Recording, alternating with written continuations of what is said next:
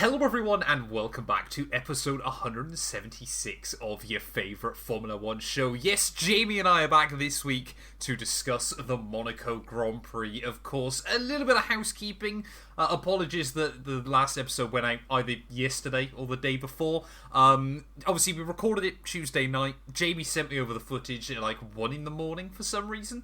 I downloaded it, I edited the video, I uploaded the video. I just simply forgot to set it public until Jamie messaged me at like 8 o'clock last night going, did I send you the footage in the end? And it was my reminder. Jamie, the ultimate question then, apart from, of course, how you're doing, is why on earth did you send me the footage at a ridiculous time of the night? I think I tried to upload... This is so random for the first minute of the podcast, by the way. I tried to upload the video footage twice, and both times my Google Drive was full because I forgot to delete stuff. And then I wanted to play Rocket League for a bit. So once I finished, I then uploaded it. Fair enough, I don't blame you. You still play Rocket League quite religiously. Yeah. I forget sometimes you're 14. Great. I'm actually Diamond 3, Champ 1, so thank you very much. I have no idea what that means. I've played like 6 games of Rocket League in my life. There you go. If anyone wants a 1v1, then don't hit me up because 1v1's terrible. If you want a 3v3, hit me up. There you go. Ladies and gents, you can play Jamie 183 Rocket League if you feel that way inclined. But of course, yeah, obviously, we move from Imola to the streets of Monaco. The race they all want to win, you know, the most glamorous race on the Formula 1 calendar. All those cliches. Ultimately, it's a track that normally you can't overtake on. But last year's race was pretty good because it rained. I don't think that's meant to happen this weekend, is it? Not that I've seen. Let me double check. I don't believe it's meant to. No, it's meant to be sunny all weekend. It's meant to rain today. And on Tuesday. Wow. It's qualifying is the key thing here, as we all know. As for new fans of Formula 1, don't get your hopes up for a good race at Monaco. The only thing that's good about it is it's slightly intense, because there's always that little bit of hope of like it could just hard cut to someone in the wall at any point. Probably Logan Sargent. But it doesn't anymore. But it doesn't. No, it doesn't. Anymore. Formula 1 drivers nowadays are too good. That's the problem. It is true. And the cars are too reliable. So even I watched the 2004 extended highlights they put on YouTube, and cars with like Sato just blew up and put a smoke screen out, which doesn't happen anymore. So no. We might see. I'm going to say now we're going to see a mechanical failure in Monaco. It's not going to be dramatic or anything. It'll just be someone pulls off the road. I really hope that one of the top 3 teams has an absolute shocker in qualifying, so it actually has to make some overtakes. I mean, that will definitely be Charles Leclerc. It's true. Leclerc has not had much luck around here in the past, has he? And it's home Grand Prix, of course. It might have been fake, but I saw something on Instagram that was like, Leclerc forgot that his home race was the next race and stayed in Italy a bit longer by accident. Oh, bless you. That's just a meme. They always post that, Jamie, on Reddit. Great. Well, yeah. He was literally in Monaco yesterday doing an event. Fantastic. It wouldn't... I mean, it's the sort of thing Leclerc would do just to avoid being in Monaco for the Grand Prix. Is it, Jamie? Is it really? Oh, well, bless you. He's only ever scored points there once, hasn't he? And he should have won the race and came third. Yeah, it's true. Yeah, it's not his happy hunting ground at all. No, not so far. But then again, he's been pretty good on a Saturday. So maybe this year it can finally go his way, especially with how kind of tied down these regulations are now. That, as we said, engines don't tend to blow up. But we will see Leclerc out in Q1 because Ferrari will do something stupid. I mean, we have got, weirdly, quite a few talking points since Tuesday. We mentioned, of course, in that episode that we were going to talk about it properly today. What do we make of the McLaren Senna tribute livery? When I saw it, I really liked it, and I thought that's pretty cool. Now that a few days have gone by, it looks a bit like the sort of thing you'd buy on an F1 game from the store. Yes. So I haven't seen it. I haven't seen pictures of it in real life yet. It may be better than it looks, but it looks slightly unserious for me. And I don't know. It's all right. Obviously, it's a really cool thing to do for Senna for sure. But I wish they'd have gone for the tobacco, even though they're not allowed to. Oh, I mean, imagine. This is what I was about to say. Like, a Marlboro-inspired livery would have been so sick. Like, you imagine that thing going around there would have looked so cool. It would have looked a little bit odd, because, of course, the cars have changed so much since then, but it would look so cool. But, on the other hand of that, I am happy that, of course, it's not a McLaren throwback livery. It is a Senna livery, which is quite nice. The only problem is it's a Benetton 1993 throwback livery. It doesn't look like that as well, because, I mean, yellow and green isn't the most common colour combination ever seen in Formula 1. No. But, yeah, it does look a little bit like that. On a scale of 1 to 10, JB, I mean, it's nothing close, unfortunately, to their Golf livery a couple of years ago, because that was sex on wheels, is what that livery was. I think I slightly, I slightly prefer it to their usual livery, which I don't remember what I gave that at all, to be honest, but I'll give it a 7.5. Okay, I was going to say a 7. I like it. I don't love it. It's decent enough. It's not like Ferraris in Miami. The driver suits are pretty cool. To be fair, we'll probably see at least one of them on the podium. So I hope so. Well, obviously we'll get into predictions a little bit later on in the show. Other funny news things we've got come out in the last. Literally, actually, this one is since the last podcast. Sergio Perez and Red Bull apparently closing in on agreeing on another deal. For some reason, we mentioned, of course, if you watched the show that went out a couple of days ago, that the best way to get Sergio Perez to perform is to hold his wife and children at gunpoint during every Grand Prix. Not in Monaco, apparently, because well.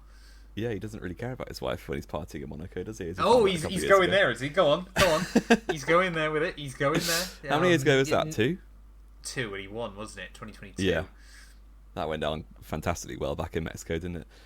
Well, he lives in Monaco, though, doesn't he, I thought, Sergio? Yeah, he probably does. Or he's got residence there. Yeah. That was weird. Yeah, what does wife he wasn't plan on best doing? pleased. Bringing the lady he pulls at the club back home to his wife in Monaco? Like, what does he expect to happen there? Very odd. Not sure he'll be doing that again. Well, probably because he won't be winning, mostly. Probably not, no. It would make me chuckle if he did pull it out the bag again, though. But again, we'll get on to predictions a little bit later. But the funny thing is this week, of course, is unless your name is Max Verstappen, Red Bull are only ever interested in signing a 1-year deal. And obviously Perez had a bit of a stinker in Imola. So do you know what he did from that? He turned around to the team and went, I want 2 years locked in, please. Yeah. And they went, no. Yeah, there's no chance he's getting a 2-year deal unless he really turns around his performances. He's going to have to accept. Or decides to race for £8.50. Yeah. So a 1-year deal just on repeat. It's kind of what Mercedes did with Bottas, wasn't it, for years and years? Yeah. Just because a lot can change in 1 year, let alone 2. So, in 2 years' time, there might be a fresh Red Bull Junior on the block that needs a seat like Max Verstappen did back in the day. I doubt it, looking at their junior program right now, but you never know. Hang on a minute, you like Zayn Maloney, don't you? He drives for Sauber. He does, doesn't he? Yeah, why did I think he had a He Red was at Bull Red Bull livery? last year. That'll be why then. I get confuddled. I can't keep up with Formula 2 and Formula 3 now. I like Oliver Goethe, but I don't think he's ever going to get to F1. He might do down the line. Isaac Hadjar, I mean, he's done alright. He's won the last couple of feature races. He's not the next Max Verstappen, is he? Let's I be real. wouldn't say so. No, I don't see a world in which we see Isaac Hadjar 3-time Formula 1 world champion. But there we are. But yeah, Perez, like I say, I mean, do we think he re-signed? Because it kind of leads us into our next point, doesn't it? Of that Sainz is apparently running out of options. As in, Toto Wolff has basically said, yeah, we tried to agree to something and he just simply wouldn't. Red Bull, it seems like they're kind of going, yeah, no. And, it was kind of his big option. I think everyone, of course, it was kind of, he used the Audi deal, ridden into this from the outside. It's like he tried to get a big number from Audi to go to these other teams, and these other teams have gone, yeah, we ain't paying you that. Yeah. And he's kind of going, but Audi are going to pay me that. Why won't you guys pay? Please pay me that. Audi are willing to do it, but I don't want to race there. Yeah, and it seems like that's going to be the only option left shortly. Yeah, it seems like both Sauber drivers right now know that they're not going to keep the seat for next year because they're both doing a lot of, calling around. What's it called? Flirting. I've forgotten the word with other teams.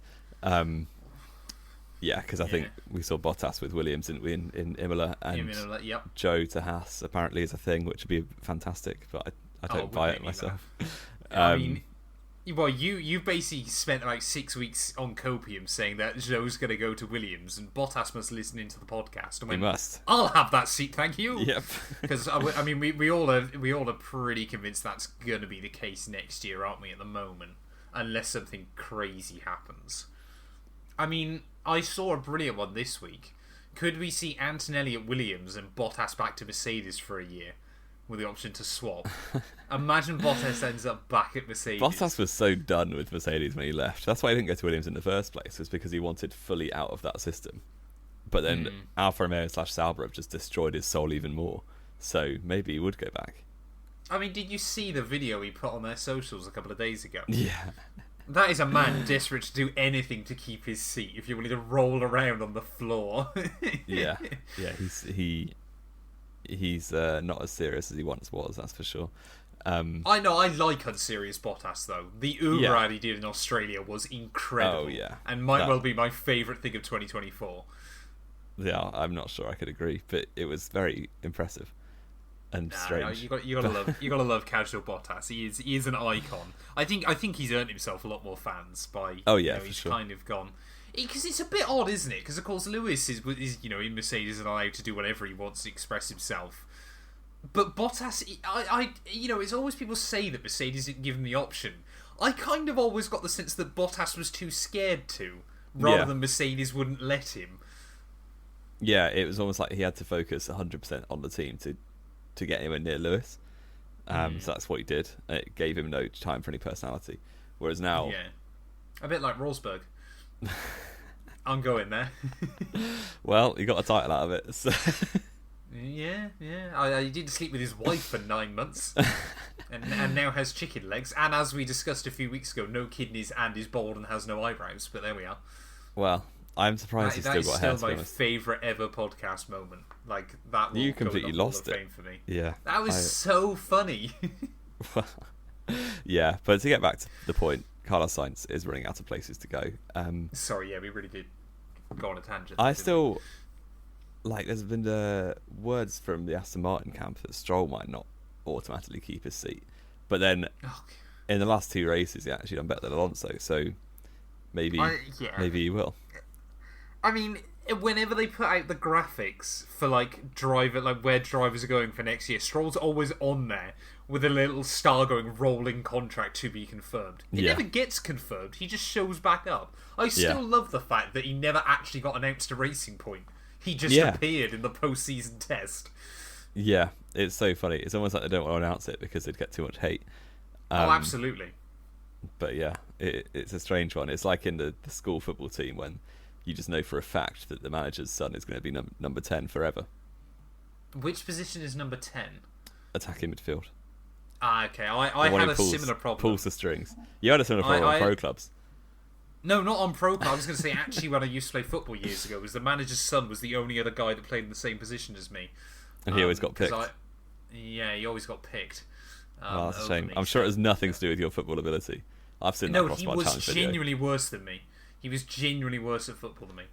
That is impressive. But I know, it's staggering to believe. That's just how bad my football team was. You know, Jamie, in the 10 years I played there, we won 1 game. How did the team keep going for 10 years if there was never a victory? Because it's kids' football. You pay £2 to show up each week. It's not like we're trying to get to the championship. No, it's true, but why do people carry on playing if the team's that bad? It would just be demoralising. Because it was a laugh. Fair. Okay. It was a good laugh. What else have we got? Fred Vasseur reckons... I mean, Imola showcased that McLaren are right there ready to fight.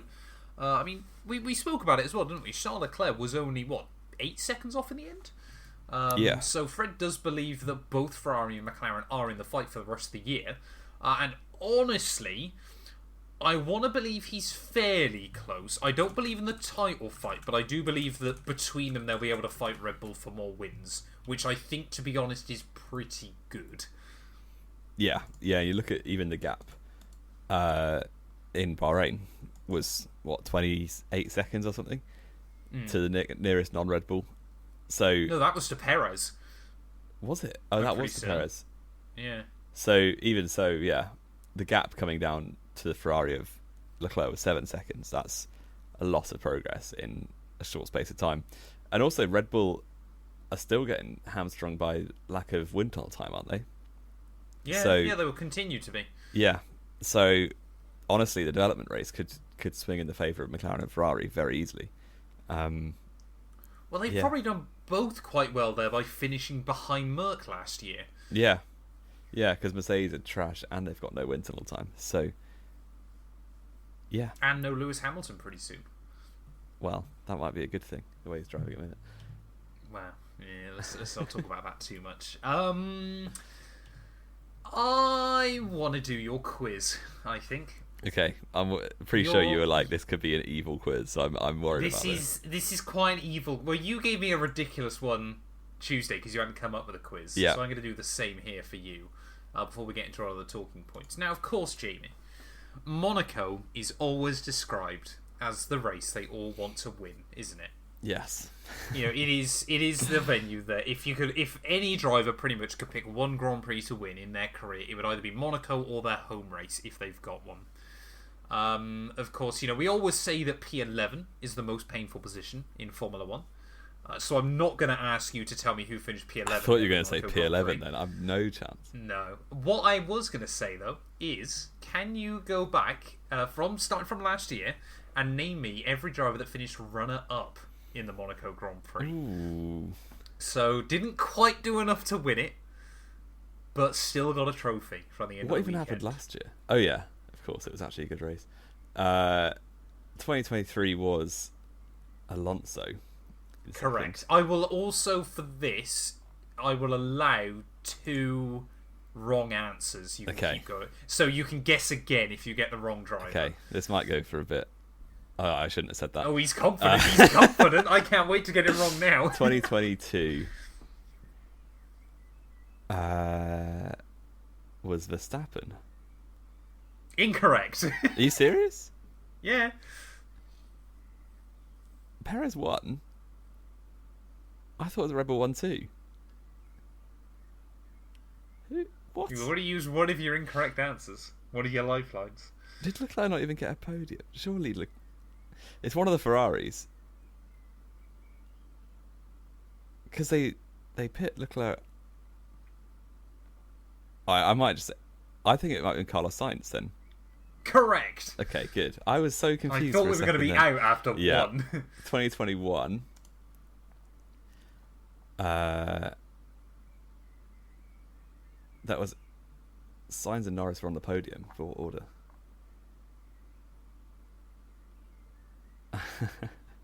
This is really difficult. I'm going to go Sainz again. Correct. Okay, back-to-back runner-up finishes in Monaco. I didn't know that. 2020. No, nor did I. There wasn't a race. Didn't happen. No. 2019 was... Oh, I almost got that wrong. It was Vettel. It was. Should have been, you were going to say Max then, weren't you? But he had a shouldn't penalty. have been. He Oh, yeah. stopped Bottas from getting P2. That was actually a fair penalty. That was a very Max's fair penalty. Fault. Yeah. 2018, Ricciardo won it with the half an engine from Vettel. Correct. Yeah, Ferrari. 4 runner-up finishes in a row. Wow. 2017.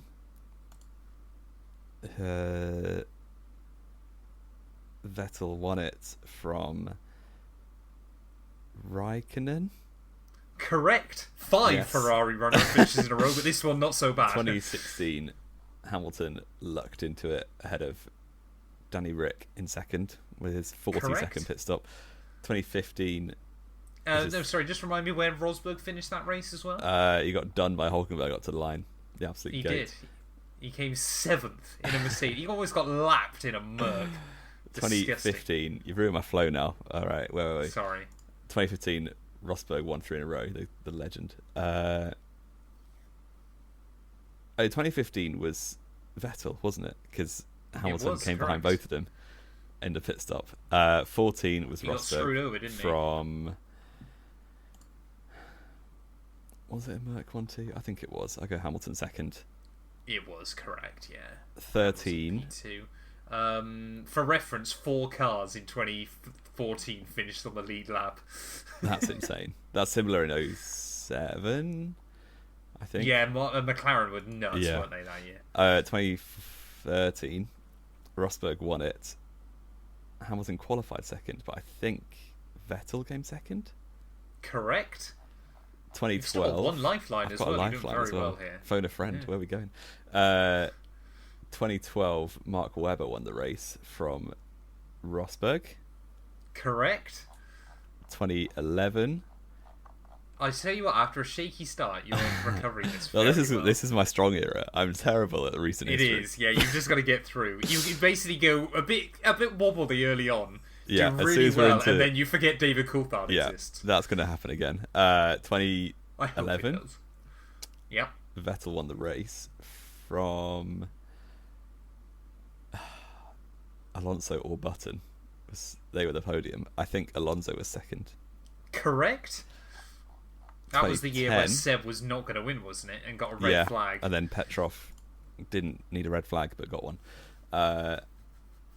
2010 was a Red Bull 1-2 led by Webber, so it would have been Vettel in second.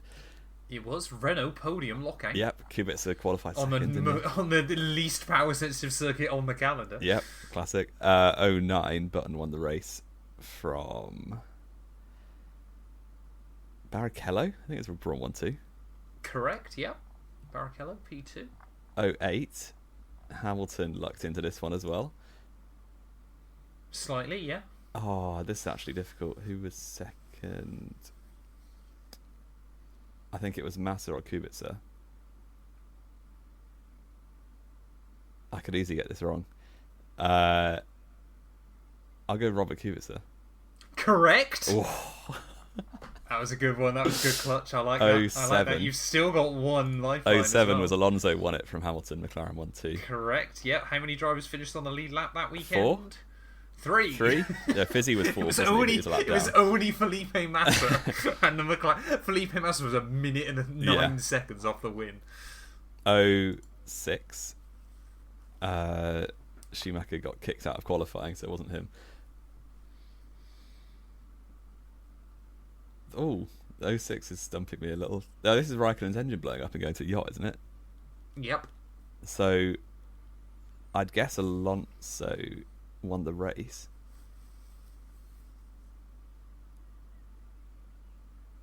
Who else was good in 06? I don't want to say David Coulthard. He was actually third, wasn't he? In the He Red was Bull. actually third, yeah. Was that the Star Wars Red? No, that That was wasn't 05, it. it was the Star Wars Red Bull. It was the Superman Red Bull when Yes. Christian Horner had to jump into the pool. Yeah. Oh dear. If Alonso won the race and Coulthard was third, who would have finished second in 2006? I think Webber was You running have second done for a bit very well. in the Williams. Done I very don't think well it was so him. far. I'll go Montoya. Correct! This is incredible! 05. I know nothing about 2005. Maybe Raikkonen won. I'll just say Alonso. Incorrect. That's your Okay. second lifeline gone. Okay.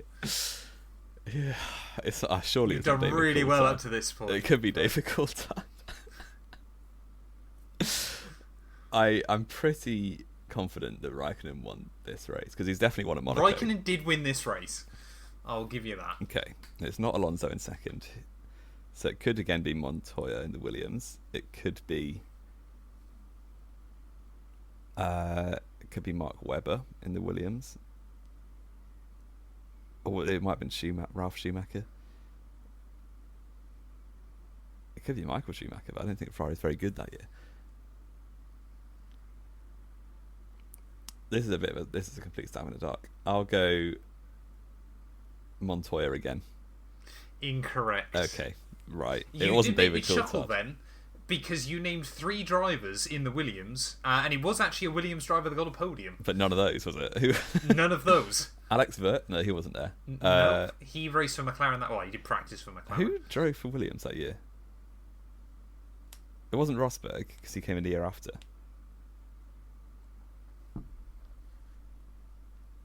Was it Webber? No, I said Webber. No, you said Webber. He was his teammate. Williams' teammate. Why have I gone blank? I can't even think of This anyone. is hilarious. Is it Ralph It's Schumacher? absolutely No, hilarious. I said Ralph Schumacher No. as well. He was at Toyota by then. Did beat his brother though by a tenth of a second. Wow. I don't think I get it. Nick Heidfeld, quick Nick.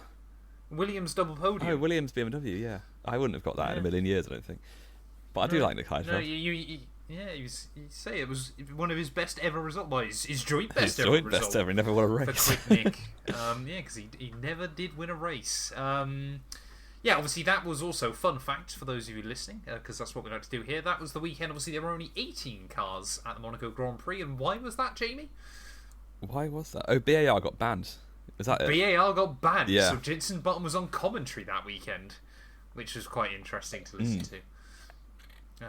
But yeah, no, it was Nick Heidfeld that had Mark Webber on the podium, well, with Raikkonen obviously winning. Juan Pablo Montoya finished 5th that day, Right. with Ferrari's 7th and 8th.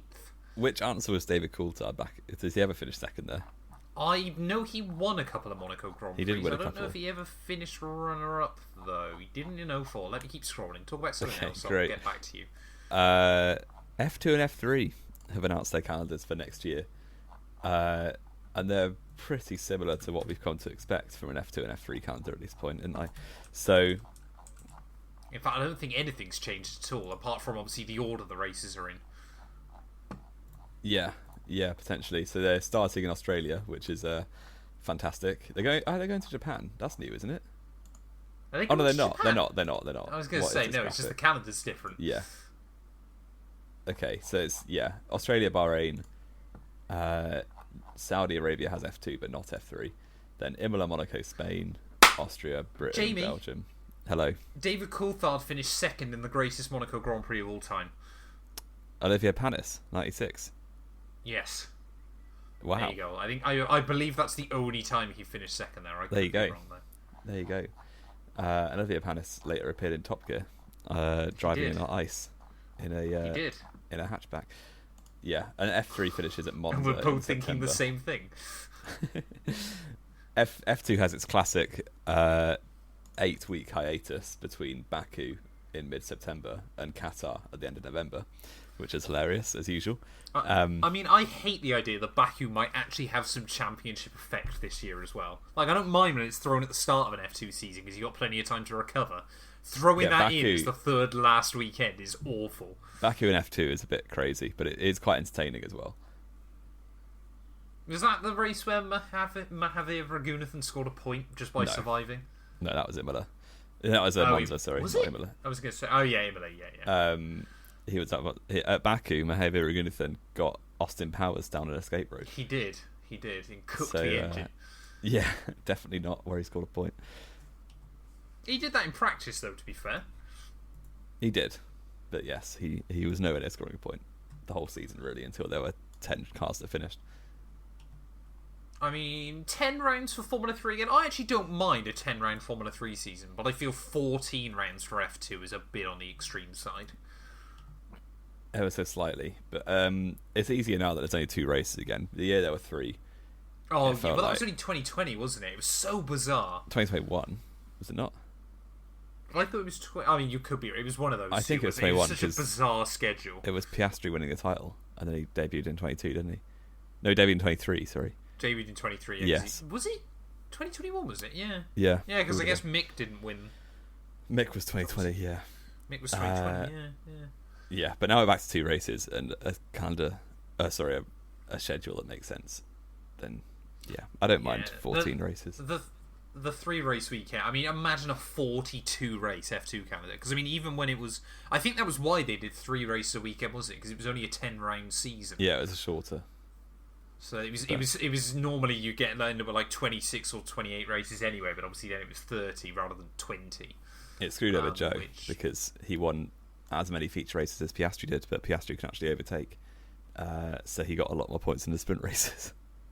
What you're saying then is Joe scored less points and that's what screwed him over. Well, he scored the same number of points in the important races. Fair enough. But I mean, the calendars I don't believe for either. Obviously, there's no new tracks for 2025.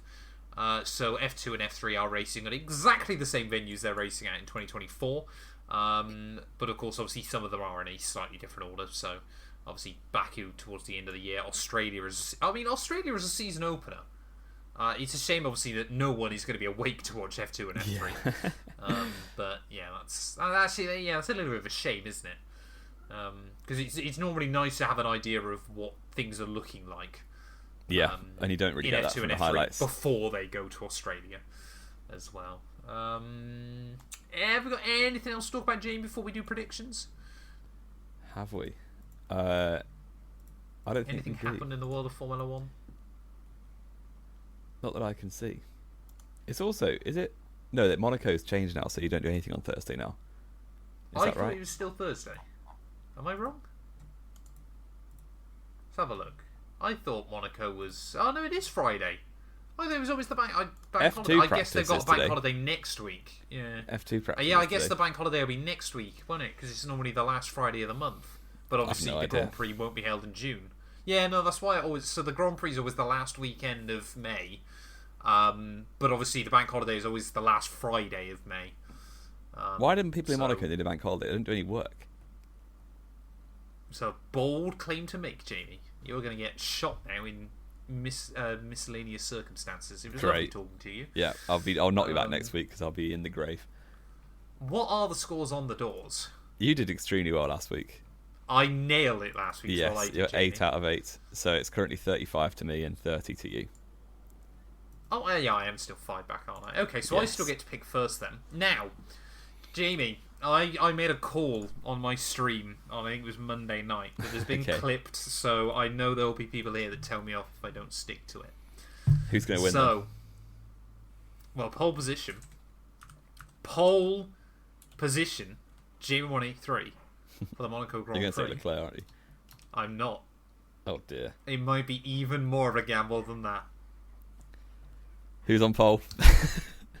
Oscar Piastri. Oh dear. Oscar Piastri P1. I'm going to say Leclerc P2.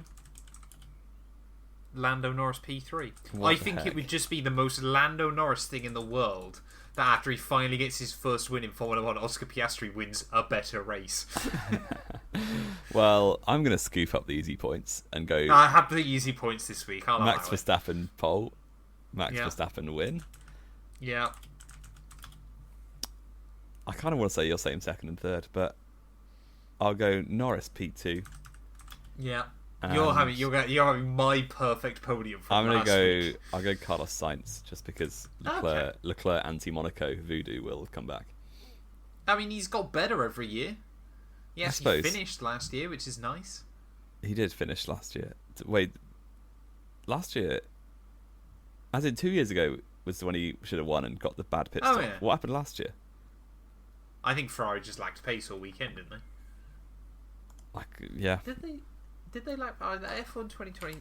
Obviously, it rained, Alonso, so yeah. Ferrari so it's Verstappen and Alonso top 2. I have no idea what happened to him last year. Oh yeah, of course. Qualifying, Ferrari ended... Oh, Charles Leclerc ended up P3. Where did he finish? Charles Leclerc P6, so I guess Ferrari messed him up. Well, would be my only guess. I've no clue. The knowledge is on the floor. The knowledge is absolutely on the floor. Oh, that was when McLaren was starting to get good rather than were good already. So that's fair enough. We'll allow that. And obviously we had... Oh no, that was the year before, wasn't it? That Conor McGregor was there supporting his boys Haas and they were both out by half distance. Yeah, fantastic. So funny. Magnussen and Schumacher. Schumacher ripped the car in half for like the third time that season, didn't he? He did. He spent more time ripping Formula 1 cars in half that year, and people still believe he deserves a Formula 1 seat. Nope. Because Alpine mentioned him a couple of days ago. In a list of about 10 drivers. Mick's back! Exactly. You go, no, he's not. Mick Schumacher, lovely guy, yes. Formula 1 material, no. I mean, yeah, he's not the worst driver to ever be on the grid, because he did beat his teammate. No. Yeah, but it was Nikita Mazepin, yeah, exactly. who you'd argue was the worst driver. I mean, in the last 10 years, he's got to be right up there. Yeah. Once we kind of got past, all the weird pay backmarker drivers of the early 2010s, he's definitely been the worst driver since then. And like we've often said as well, if he was a second off Mick, and Mick was a good 7/10 off Magnussen, and Magnussen's a good half second slower than Hülkenberg, just how bad actually was that Haas in 2021? We won't go down that rabbit hole again, because we've got to be good. I would have loved to see a Hülkenberg Mazepin lineup. And then they out-qualified by 2 seconds a race. Exactly, yeah. I reckon genuinely that Haas was better than the Williams all year.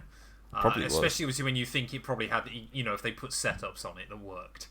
But again, we won't go down that rabbit hole today. Perhaps that's what we say for the winter. We get some data and everything like that. Have we got anything else to add, Jamie? I don't think we do. No. Well, thank you all, as always, so much for listening. If you have enjoyed, please do make sure to leave a like, get yourself subscribed, all that good stuff. And we will be back next week then to talk about Oscar Piastri, a real Formula 1 Grand Prix winner.